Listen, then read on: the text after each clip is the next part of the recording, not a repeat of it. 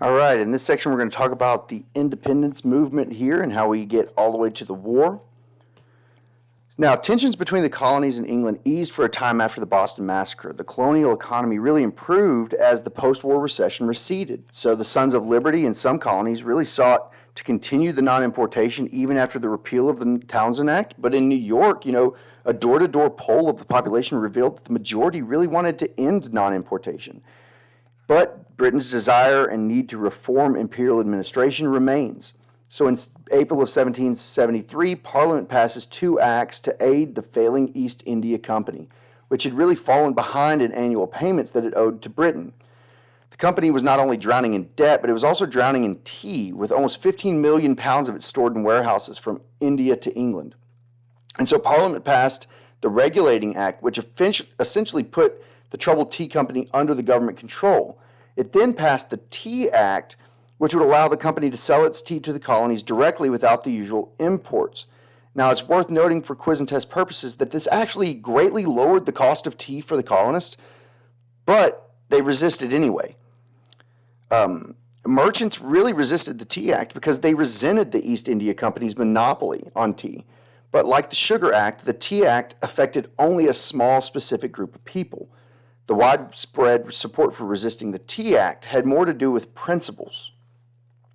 By buying tea, even though it was cheaper, colonists would be paying the duty and thereby implicitly acknowledging Parliament's right to tax them. According to the Pennsylvania Chronicle, Prime Minister Lord North was a great schemer who sought to outwit us and effectually established that act, which will forever be pleaded as a precedent for every imposition the Parliament of Great Britain shall think proper to saddle us with. The Tea Act stipulated that the duty had to be paid when the ship unloaded, so newspaper essays and letters throughout the summer of 1773 in major port cities debated what they should do with these ships when they arrive. In November, the Boston Sons of Liberty, led by Sam Adams and John Hancock, resolved to prevent the landing and sale of the tea and the payment of any duty thereon. And so, at the risk of their lives and property, they were going to do this. The meeting appointed men to guard the wharfs and make sure the tea remained on the ships until they returned to London. This worked, and the tea did not reach the shore, but by December 16th, the ships were still there. Hence, another town meeting was held at the Old South Meeting House, and at the end, dozens of men disguised as Mohawk Indians made their way to the wharf. And then the Boston Gazette reports what happens here. It says, "But behold what followed. A number of brave and resolute men determined to do in their power to save their country from ruin, which their enemies had plotted, in less than 4 hours emptied every chest of tea on board the three ships, amounting to 342 chests, into the sea, without the least damage done to the ships or any other property." So as word spreads through the colonies, patriots are emboldened to do the same thing with tea sitting in their harbors. So the tea was either dumped or seized in Charleston, Philadelphia, New York, and other various smaller tea parties taking place throughout 1774. Popular protests spread across the continent and down through all levels of colonial society. 51 women in Edenton, North Carolina, for example, signed an agreement published in numerous newspapers in which they promised to do everything as far as lies in our power to support the boycotts. The ladies of Edenton were not alone in their desire to support the war effort by what means they could. Women across the 13 colonies could most readily express their political sentiments as consumers and producers, because women often made decisions regarding household purchases. Their participation in the consumer boycotts held particular weight. Some women also took to the streets as part of a more unruly mob actions, participating in grain riots, raids on the offices of royal officials, and demonstrations against the imprisonment of men into naval service. The agitation of so many helped elicit responses from both Britain and colonial elites. Britain's response was swift. The following spring, Parliament passed 4 acts known collectively by the British as the Coercive Acts. The colonists, however, referred to them as the Intolerable Acts, and you need to know which 4 acts belong to the Intolerable Acts for quiz and test purposes, and here they are. You have the Boston Port Act. It shuts down the harbor and cuts off trade to and from the city. The Massachusetts Government Act puts the colonial government entirely under British control, dissolves the assembly and restricted town meetings. The Administration of Justice Act allowed royal officials accused of a crime to be tried in Britain rather than Massachusetts courts and juries. And finally, the Quartering Act, passed for all colonies, allowed the British Army to quarter newly arrived soldiers in colonist homes. So Boston had been deemed an open rebellion, and the king and his advisors in Parliament acted decisively to end this rebellion. They, however, did not anticipate the other colonies coming to the aid of Massachusetts. Colonies collected food to send to Boston. Virginia's House of Burgesses called for a day of prayer and fasting to show their support. Rather than isolating Massachusetts, the coercive acts fostered the sense of shared identity that created over the previous decade. After all, if the Crown and Parliament could dissolve Massachusetts' government, nothing could stop them from doing the same to any of her sister colonies, right?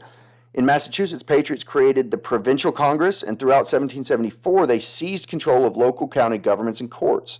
In New York, citizens elected committees to direct colonies' response to the coercive acts, including a mechanics committee of middling colonists.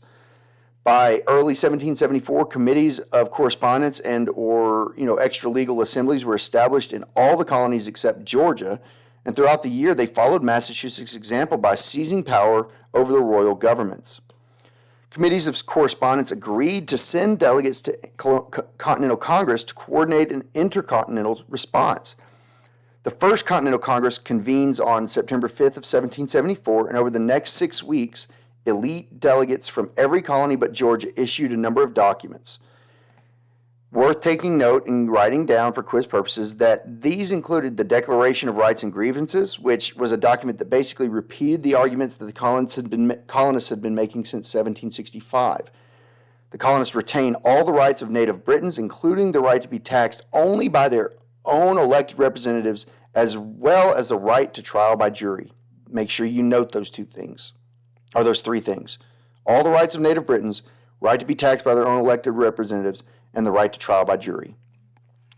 Most importantly, the Congress issued a document known as the Continental Association, which declared that the present unhappy situation of our affairs is occasioned by the ruinous system of colony administration adopted by the British ministry about the year 1763, evidently calculated for enslaving these colonies and with them the British Empire.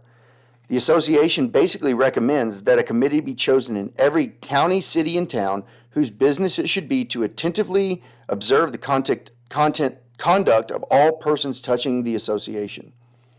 These committees of inspection would consist largely of common colonists. They were effectively deputized to police their communities and instructed to publish the names of anyone who violated the association, so that they may be publicly known and universally condemned as enemies of American liberty. The delegates also agreed to the Continental Non-Importation, Non-Consumption, and Non-Exportation Agreements to wholly discontinue the slave trade. In all, the Continental Association was perhaps the most radical document of the period. It sought to unite and direct 12 revolutionary governments, establish economic and moral policies, and empower common colonists by giving them an important and unprecedented degree of on-the-ground political power. But not all colonists were patriots. Indeed, many remained faithful to the king and to Parliament, while a good number took a neutral stance. As the situation intensified throughout 1774 and early 1775, though, factions emerged within the resistance movements in many colonies. Elite merchants who traded primarily with Britain, Anglican clergy, and colonists holding royal offices depended on and received privileges directly from their relationship with Britain. So initially they sought to exert a more moderating influence on the resistance communities, but following the association, a number of these colonists began to worry that the resistance was too radical and aimed at independence. They, like most colonists in this period, still expected a peaceful reconciliation with Britain and grew increasingly suspicious of the resistance movement.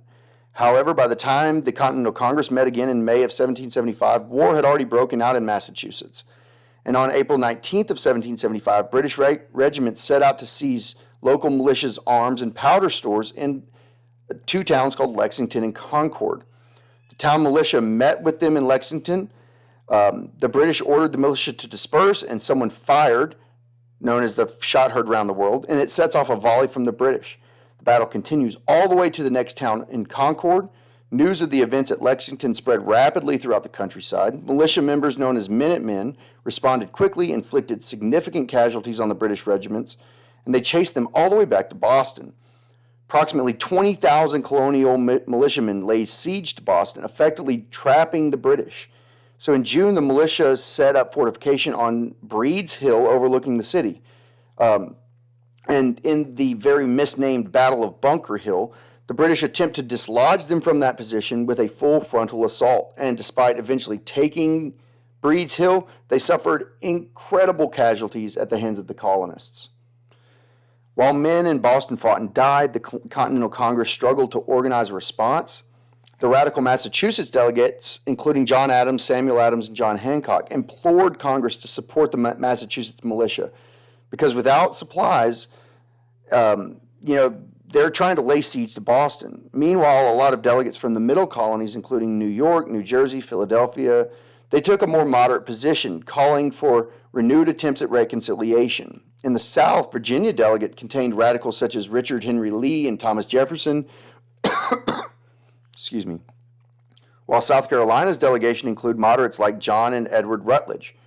The moderates worried that supporting the Massachusetts militia would be akin to declaring war. But Congress strikes a compromise, agrees to adopt the Massachusetts militia and form a Continental Army. They name Virginia delegate George Washington commander-in-chief. They also issue a declaration of causes of necessity of taking up arms to justify the decision. At the same time, the moderates draft an olive branch petition, which assured the king that the colonists most ardently desired the formal harmony between the mother country and these colonies. Many understood that the opportunities for reconciliation were really running out, and after Congress had approved the document, Ben Franklin wrote to a friend saying, "The Congress will send one more petition to the king, which I suppose will be treated as the former was, and therefore will probably be the last." Congress was in a weird position of attempting to reconcile while also publicly raising an army. The petition does arrive in England on August 13th, but before it was delivered to the king, he issues his own proclamation of suppressing rebellion and sedition. He believed that his subjects in North America were being misled by dangerous and ill-designing men who were traitorously preparing, ordering, and levying war against them. In an October speech to Parliament, he dismissed the colonist petition. He had no doubt the resistance was manifestly carried on for the purpose of establishing an independent empire, and by the start of 1776, talk of independence was growing while the prospect of reconciliation continued to dim. In the opening months of 1776, independence for the first time became part of the popular debate. Town meetings throughout the colonies approved resolutions in support of independence, yet with moderates still hanging on, it would take another 7 months before the Continental Congress officially passed the Independence Resolution. A small 46-page pamphlet published in Philadelphia, written by a recent immigrant from England, captured the American conversation. Thomas Paine's common sense argued for independence by denouncing monarchy and challenging the logic behind the British Empire, saying, "There is something absurd in supposing a continent to be perpetually governed by an island." He's got a point. His combination of easy language, biblical references, and fiery rhetoric proved potent, and the pamphlet was quickly published throughout the colonies. Arguments over political philosophy and rumors of battlefield developments filled taverns throughout the colonies. George Washington, who had taken control of the army and had laid siege to Boston, forced the British to retreat to Halifax in Canada. In Virginia, the royal governor, Lord Dunmore, issues a proclamation declaring martial law and offering freedom to all indentured servants, Negroes, and others, if they would leave their masters and join the British. Though only about 500 to 1,000 slaves joined Lord Dunmore's regiments, thousands more flocked to the British later in the war, risking capture and punishment for a chance at freedom. Former slaves occasionally fought, but primarily served in companies called Black Pioneers. They were skilled laborers and spies. British motives for offering freedoms were practical rather than humanitarian, but the proclamation was the first mass emancipation of enslaved people in American history. Slaves could now choose to run and risk their lives for possible freedom with the British Army, or hope that the United States would actually live up to the ideas of liberty that they said they would, which didn't work out. Dunmore's proclamation unnerved white Southerners who were already suspicious of this anti-slavery sentiments in Great Britain. 4 years earlier, the English courts had dealt a really serious blow to slavery in the empire. And in something called Somerset versus Stuart. So James Somerset sued for his freedom, and the court not only granted it, but also undercut the very legality of slavery on the British mainland. So Somerset and now Dunmore began to convince some slave owners that new independent nation might offer a surer protection for slavery. Indeed, the proclamation laid the groundwork for the very unrest that loyal Southerners had hoped to avoid. Consequently, slaveholders used violence to prevent their slaves from joining the British or rising up against them. Many masters, slave masters transported their enslaved people inland, away from the coastal temptation to join the British armies. On May 10th of 1776, nearly 2 months before the Declaration of Independence, the Congress voted on a resolution calling on all colonies that had not already established revolutionary governments to do so and to wrestle control away from royal officials. They also recommended that colonies should begin the process of writing constitutions. In many ways, this was Congress's first Declaration of Independence. A few weeks later, on June 7th, Richard Henry Lee offered the following resolution. Resolved, that the United Colonies are and of right ought to be free and independent states, and that they are absolved from all allegiance to the British Crown, and that all political connection between them and the state of Great Britain is and ought to be totally dissolved. Well, there you go. Delegates went scurrying back to their assemblies for new instructions, and nearly a month later, on July 2nd, the resolution finally came to a vote. It was passed 12-0 with New York, who was basically under imminent threat of British invasion, abstained. The passage of Lee's resolution was the official legal declaration of independence, but between the proposal and vote, a committee had been named to draft a public declaration in the case that the resolution passed. Virginian Thomas Jefferson drafts the document, and John Adams and Benjamin Franklin help edit it. And then again, Congress as a whole is presented. And so you end up with this very famous preamble that went beyond the arguments about the rights of British subjects under the British Constitution, instead referred to natural law. We know the preamble is, we hold these truths to be self-evident that all men are created equal, that they're endowed by their Creator with certain unalienable rights, that among these are life, liberty, and the pursuit of happiness. That to secure these rights, government are instituted among men, deriving their just powers from the consent of the governed. That whenever any form of government becomes destructive to these ends, it is the right of the people to alter or to abolish it, and to institute new government. So, the majority of the document outlines a list of specific grievances that the colonists had with the British attempts to reform during the 1760s and 70s. But note for quiz purposes that an early draft actually blamed the British for the transatlantic slave trade, and even discouraged attempts by the colonists to promote abolition. So delegates from South Carolina and Georgia, as well as those from northern states who profited from the slave trade, opposed that language, and it was removed. So they wanted to put anti-slavery ideas into the Declaration, but slave-owning states really discouraged it. Neither the grievances nor the rhetoric of the preamble were new. Instead, they were a culmination of both a decade of popular resistance of imperial reform and decades of long-term developments that saw both sides develop incompatible understandings of the British Empire and the colony's place within it. Congress approves the document on July 4th, 1776. However, it was one thing to declare independence, it would be quite another to actually win it on the battlefield. And this will take us to the actual War of Independence.